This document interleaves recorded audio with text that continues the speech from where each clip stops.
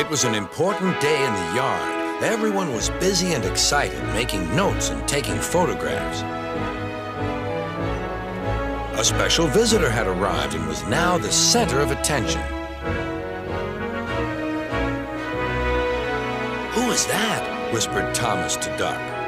"That," said Duck proudly, "is a celebrity." "A what?" asked Percy.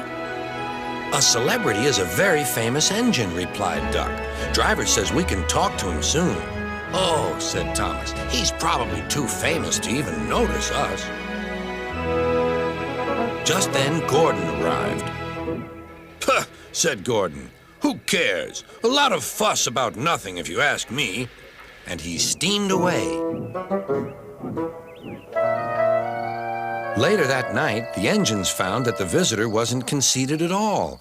He enjoyed talking to the other engines till long after the stars came out.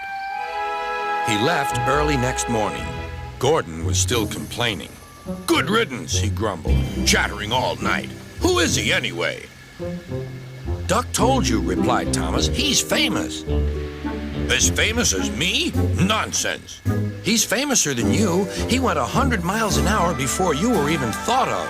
"Huh, so he says," huffed Gordon, "but I didn't like his looks. He's got no dome. Never trust domeless engines. They're not respectable. I never boast, but I'd say 100 miles an hour would be easy for me. Goodbye." Duck took some freight cars to Edward's station. "Hello," called Edward. "That famous engine came through this morning. He whistled to me. Wasn't he kind?" "He's the finest engine in the world," replied Duck. Then he told Edward what Gordon had said. "Take no notice," soothed Edward. "He's just jealous. He thinks no engine should be famous but him. Look, he's coming now." Gordon was running very fast. His wheels pounded the rails. "He did it, I'll do it. He did it, I'll do it." Gordon's train rocketed past and was gone. "He'll knock himself to bits," chuckled Duck.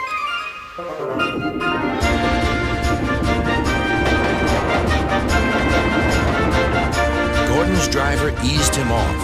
"Steady, Gordon. We aren't running a race." "We are then," said Gordon, but he said it to himself. Suddenly, Gordon began to feel a little strange. "The top of my boiler seems funny," he thought. "It feels as if something is loose. I'd better go slower." But it was too late. On the viaduct, they met the wind. It was a teasing wind which blew suddenly in hard puffs. Gordon thought it wanted to push him off the bridge. "No, you don't," he said firmly. But the wind had other ideas. It curled round his boiler, crept under his loose dome, and lifted it off and away into the valley below. Gordon was most uncomfortable. The cold wind was whistling through the hole where his dome should be, and he felt silly without it. At the big station, the freight cars laughed at him. Gordon tried to wheesh them away, but they crowded round no matter what he did. On the way back to the shed, he wanted his driver to stop and fetch his dome. "We'll never find it now," said the driver. "You'll have to go to the works for a new one." Gordon was very cross.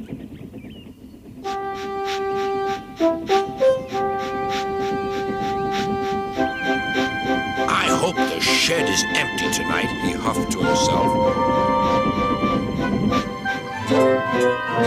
But all the engines were there waiting.